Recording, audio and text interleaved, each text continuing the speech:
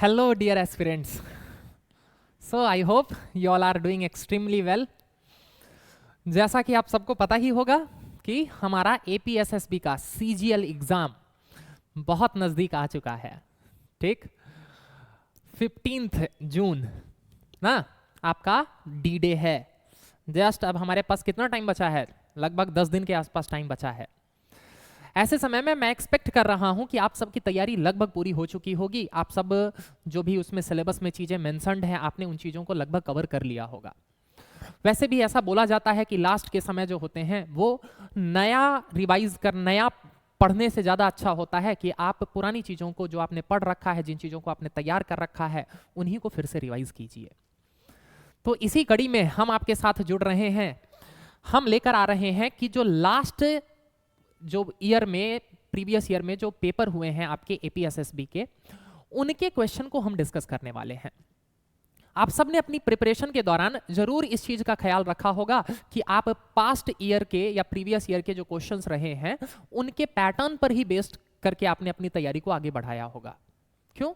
क्योंकि आप जानते हैं कि सबसे ऑथेंटिक अगर कोई सोर्स होता है किसी भी एग्जाम के प्रिपरेशन का, तो वो होता है सिलेबस जो कि कमीशन ने दिया है, और दूसरा जो होता है वो होता है प्रीवियस ईयर क्वेश्चन। क्यों? क्योंकि यही जो है वो ऑथेंटिक है। बाकी मार्केट में जो भी चीजें होती हैं, जो भी बुक्स हैं, जो भी चीजें हैं, वो सब तो किसी ने बनाए हैं। जो ओरिजिनल है वो तो आपका प्रीवियस ईयर क्वेश्चन ही है ना। क्यों? क्योंकि वही एग्जैक्टली बताता है कि कमीशन किस थीम पर क्वेश्चन सेट करती है, किस लेवल के क्वेश्चन सेट करती है, किन चैप्टर से ज्यादा क्वेश्चन पूछती है, किस डेप्थ में जाकर क्वेश्चन पूछती है। ये सारा पता आपको कहां से चलता है? ये तो प्रीवियस ईयर से ही चलता है। तो ऐसे में ये आपके लिए बहुत ज़्यादा बेनिफिशियल होगा कि जब आपका ये लास्ट समय, जब आपके एग्ज़ाम के कुछ दिन बचे हैं, तो आप अपने प्रीवियस ईयर को एक बार फिर से रिवाइज कर लीजिए। ठीक है? क्यों? क्योंकि कहीं ना कहीं क्वेश्चन उन्हीं थीम पर आते रहते हैं। तो इसी कड़ी में हम आपके साथ जुड़ेंगे। क्या? आज से डेली हम लोग कुछ कुछ क्वेश्चन सॉल्व करते रहेंगे, और इसी तरीके से हमारा एक टारगेट है कि जब तक आपका एग्जाम हो तब तक हम आपके CGL के भी पेपर को डिस्कस कर लें, और अगर समय बचेगा तो हम उससे भी पिछले ईयर के सिलेबस को देखेंगे। इस सेशन में हम सबसे पहले स्टार्ट करने वाले हैं 2024 में जो आपका CGL का पेपर हुआ था उसके क्वेश्चन से। 2024 ही क्यों चूज किया गया है? जैसा कि आप सबको पता होगा कि आपका APSSB का सिलेबस 2024 में चेंज किया गया था। उससे पहले आपके एग्जाम का पैटर्न भी अलग होता था, आपके क्वेश्चन भी अलग तरीके से आते थे। 2024 में आपका सिलेबस बदला था, सब कुछ को फिर से नए सिरे से रिवैम्प किया गया था। तो इसीलिए 2024 को ही बेंचमार्क बनाकर हम अपने इस सेशन को स्टार्ट करने वाले हैं। ठीक है? ऑब्वियसली ये जो पेपर है ये आपके ऑफिशियल वेबसाइट से लिया गया है। यहाँ पर ये आप लोग जो देख रहे होंगे CGL 2024, ये आपका ऑफिशियल वेबसाइट है Arunachal Pradesh staff selection board का। इसमें यहाँ देखिए आपको CGL 2024 का पेपर है। मैंने इसी पेपर को यहाँ पर डिस्कस करने के लिए चूज किया है। ठीक है ना? अब जरा देखते हैं हम कि आखिर किस तरह से क्वेश्चन आए हुए थे। ये देखिए, ये था आपका पहला question. The first question section C, यहीं से आपका मैथ शुरू हो जाता है। सेक्शन सी फर्स्ट सेक्शन जो होता है 25 क्वेश्चन वो आपके GS वाले होते हैं। फिर नेक्स्ट 25 क्वेश्चन वो आपके रीजनिंग वाले होते हैं। नेक्स्ट 25 क्वेश्चन यानी कि 51 से आपका मैथ शुरू हो जाता है। And last 25 question are that of English grammar. ठीक, ये देखिए, ये है आपका पहला क्वेश्चन जो कि क्या कह रहा है? If 2/3 of a number is 48 then 30% of the number is. कि कोई ऐसा नंबर है जिसका 2/3 है 48, तो उस नंबर का 30% कितना होगा? ठीक है? अब जरा यहीं पर मैं आपको पहले बता दूं कि यहाँ ऑब्वियसली मैं आपको पूरी कहानी बेसिक से नहीं समझा पाऊंगा। मैं कोशिश करूंगा कि आपको जितना जल्दी से जल्दी उस क्वेश्चन का सॉल्यूशन दे सकूं। Got the point? क्यों? क्योंकि हम अपने फॉर्मल क्लासेस में इन चीजों को बहुत डिटेल में डिस्कस करते हैं, एकदम बेसिक से, एकदम जीरो से लेकर इन सारी बातों की चर्चा होती है। ठीक है? तो चलते हैं जरा इस क्वेश्चन को सॉल्व करने की कोशिश करते हैं। क्या कर रहा है? 2/3 ऑफ अ नंबर, वो नंबर क्या है? उस नंबर को हम x मान लेते हैं। x का 2/3 कितना दे रखा है? सर 48 दे रखा है। तो सबसे पहले तो वो नंबर निकालना पड़ेगा। क्या करें जी? क्रॉस मल्टी, यहां से उधर चला जाएगा तो ये 3 जो है वो ऊपर जाकर मल्टीप्लाई हो जाएगा, और 2 जो मल्टीप्लाई में है वो नीचे चला आएगा, 2 से काटेंगे ये हो जाएगा आपका 24, 24 3 जा 72, यानी कि वो नंबर क्या है, वो नंबर है 72। अब हमको क्या करना है, इस नंबर का 30% निकालना है, तो 30% निकालना है यानी कि इसका 30/100। एक जीरो से एक जीरो गया, एक जीरो से एक जीरो गया, मल्टीप्लाई कर दीजिए 72 3 जा 3 2 जा 6 एंड 7 3 जा 21/10। 10 है तो इसका मतलब क्या हो जाएगा जी, राइट हैंड साइड से एक के बाद डेसिमल लग जाएगा, यानी कि 21.6 should be your correct answer, which is option number A. Fine enough. ये था आपका पहला क्वेश्चन। आगे बढ़ते हैं हम अगले क्वेश्चन की तरफ। ये है आपका सेकंड नंबर क्वेश्चन। दूसरा क्वेश्चन क्या कह रहा है कि इन नंबर्स को अरेंज करना है, ये कई सारे आपके फ्रैक्शन दे रखे हैं, इन फ्रैक्शंस को अरेंज करना है इन डिसेंडिंग ऑर्डर, और फिर आपको बताना है कि लास्ट कौन सा होगा। हमने क्लास में इन सब चीजों पर डिटेल में डिस्कशन किया है। डिसेंडिंग ऑर्डर का मतलब क्या होता है कि आप हाईएस्ट से शुरू करते हैं और लोएस्ट की तरफ जाते हैं, तो जो लास्ट होगा वो कौन सा होगा, यानी कि जो सबसे छोटा है। डिसेंडिंग ऑर्डर में आप बड़े से शुरू करते हैं, आप छोटे की तरफ जाते हैं, तो डिसेंडिंग ऑर्डर में जो सबसे लास्ट में होगा वो सबसे छोटा होगा। यानी कि हमको क्या करना है, हमको करना है कि इन नंबर में सबसे छोटा कौन सा है, इन फ्रैक्शंस में सबसे छोटा कौन सा है वो बताना है। ठीक है, अब देखिए इस क्वेश्चन को सॉल्व करने के कई सारे तरीके हैं। क्लास में हम लोगों ने क्रॉस मल्टीप्लिकेशन मेथड, फिर उसके अलावा एलसीएम मेथड, बहुत सारे मेथड बताए हैं, ठीक है ना। लेकिन मैं यहां पर उन मेथड्स की तरफ नहीं जा रहा हूं, मैं आपको इसका सॉल्यूशन देने जा रहा हूं। और सॉल्यूशन कैसे हो जाएगा, याद कीजिए क्लास में बात किया है हमने कि अगर न्यूमरेटर सेम होता है तो जिसका डिनोमिनेटर सबसे बड़ा वो सबसे छोटा। तो अगर इन तीन फ्रैक्शन की बात करें 3/10, 3/4 और 3/5, तो इनमें सबसे छोटा कौन सा हो जाएगा, इनमें सबसे छोटा हो जाएगा 3/10। सिंस हमें सबसे छोटा खोजना है तो हमें बाकियों से क्या लेना देना, बाकियों की चर्चा ही नहीं हम करेंगे। अब हमारे पास है 3/10 और 5/20, अब हमारे पास यही दोनों नंबर हैं, ठीक है ना। क्यों, क्योंकि 3/4 और 3/5 तो बड़े हो गए ना, तो हमें तो सबसे छोटा खोजना था, तो इसीलिए हमने उनके बारे में सोचना ही छोड़ दिया। अब बारी है इन दोनों की। अब देखिए आप चाहे तो क्रॉस मल्टीप्लिकेशन मेथड से कर लीजिए, या फिर आप बेस को सेम, डिनोमिनेटर को सेम करके सॉल्व कर लीजिए, ठीक है। दोनों तरीके से मैं क्या करता हूं, यहां पर दोनों में 2 से मल्टीप्लाई कर देता हूं, तो ये हो जाएगा 6/20 और ये है 5/20। तो सबसे छोटा कौन सा हो गया, आपका 5/20 हो गया। Hence B should be your correct option. आप चाहें तो इसको क्रॉस मल्टीप्लिकेशन से भी बना सकते थे, 3/10 और 5/20 क्रॉस मल्टीप्लाई कर दीजिए, 320 जा 60 और 510 जा 50, जो छोटा वो छोटा, यानी कि 5/20 छोटा। Got the point.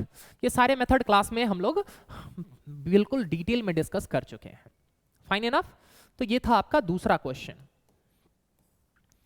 तीसरे क्वेश्चन की तरफ आप बढ़ते हैं। ये है आपका तीसरा क्वेश्चन, बड़ा ही आसान क्वेश्चन है। Ratio and proportion and speed time distance, या फिर मेंसुरेशन से भी आप लिंक करना चाहें तो कर सकते हैं। क्या कह रहा है जरा ध्यान से देखिए, आपको रेशियो बताना है 50 मीटर का और 1 किलोमीटर का। तो 50 मीटर को तो 50 मीटर ही रहने देते हैं। अगर आप रेशियो निकालना चाहते हैं तो दोनों का यूनिट सेम करना पड़ेगा, यानी कि आपको 1 किलोमीटर को भी मीटर में कन्वर्ट करना पड़ेगा। And as you all know 1 kilometre में 1000 मीटर होते हैं। रेशियो निकालना है, रेशियो का मतलब क्या होता है जी, रेशियो का मतलब होता है कि उसको सिंप्लीफाइड वर्जन में लिखो, अगर कट रहा है तो काट दो। तो हम क्या करेंगे जी, इन दोनों को 50 से काटेंगे तो 51 जा एंड 50 20 जा 1000, तो आपका आंसर क्या हो जाएगा, 1:20 हो जाएगा। बहुत ही आसान क्वेश्चन। अगले क्वेश्चन की तरफ बढ़ते हैं। फोर्थ नंबर क्वेश्चन क्या कह रहा है आपका फोर्थ क्वेश्चन, ये है आपका फोर्थ नंबर क्वेश्चन जो कि 54 नंबर है। यहां कह रहा है if the LCM and HCF of 2 numbers 64 and x, यानी कि दो नंबर हैं, कौन कौन से दो नंबर हैं, एक नंबर है 64 और दूसरा नंबर है x। इन दोनों का एलसीएम और एचसीएफ दे रखा है। एलसीएम कितना है, एलसीएम दे रखा है 160 और एचसीएफ दे रखा है 16। ये एलसीएम और एचसीएफ दे रखा है। आपसे पूछ रहा है कि x का वैल्यू बता दो, यानी कि वो नंबर बता दो।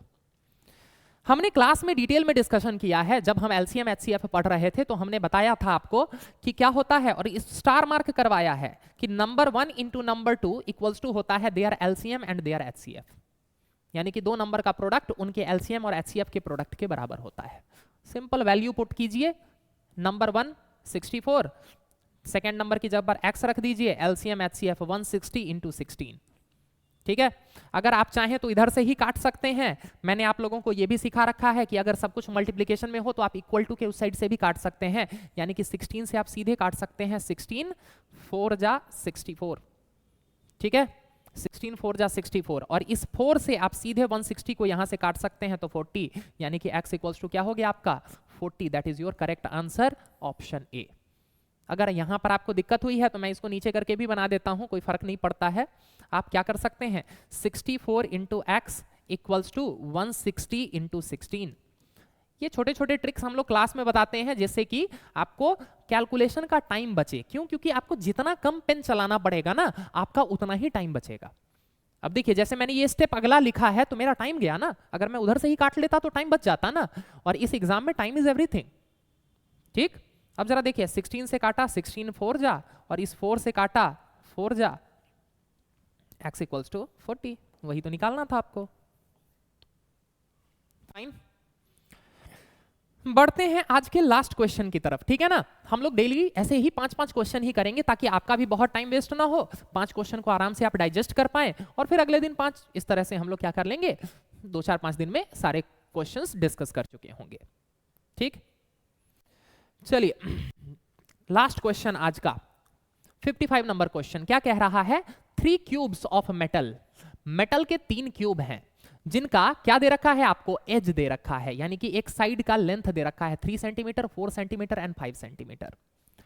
दे are melted and recast into a single new cube. बोला क्या गया है, 3 मेटल के क्यूब थे। क्यूब जानते हैं आप लोग, क्लास में बताया गया है आप लोगों को, पूरा डिजाइन बना के समझाया गया है सब कुछ। ठीक है ना, ये है आपका मेटल क्यूब। ठीक, हम लोगों ने आपको सिखाया है ये सारी चीजें। तो ये है आपका मेटल क्यूब। यहां पर क्या है, 3 क्यूब हैं। एक क्यूब का लेंथ है, एक साइड का लेंथ है 3 सेंटीमीटर, दूसरे का 4 सेंटीमीटर और तीसरे का 5 सेंटीमीटर।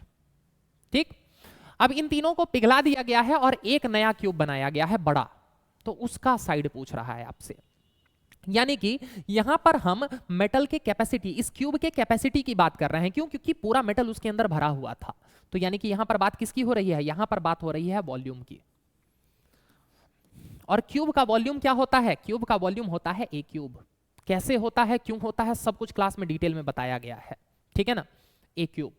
ठीक, तो यानी कि 3 मेटल के क्यूब थे, तो तीनों का कलेक्टिव वॉल्यूम क्या था, 3 cube plus 4 cube plus 5 cube.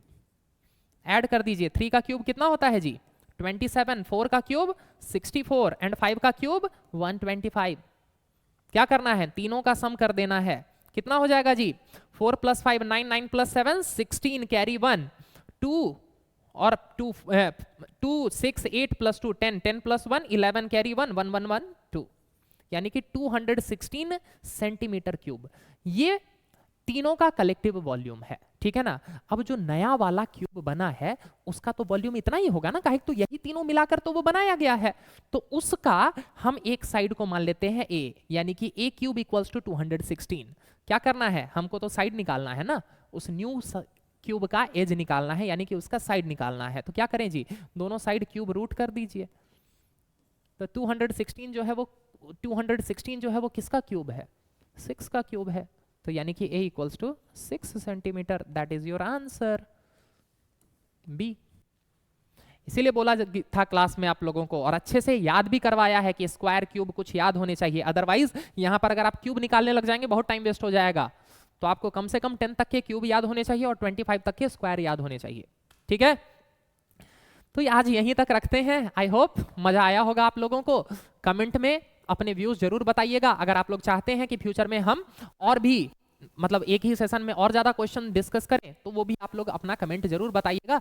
जैसा आप लोगों का रिस्पांस रहेगा, जैसा आप लोग चाहेंगे, उसी तरीके से हम लोग इस डिस्कशन को और भी आगे बढ़ाएंगे। आई एम एक्सपेक्टिंग कि आप सबकी तैयारी बहुत अच्छे से चल रही होगी। All the very best, thank you.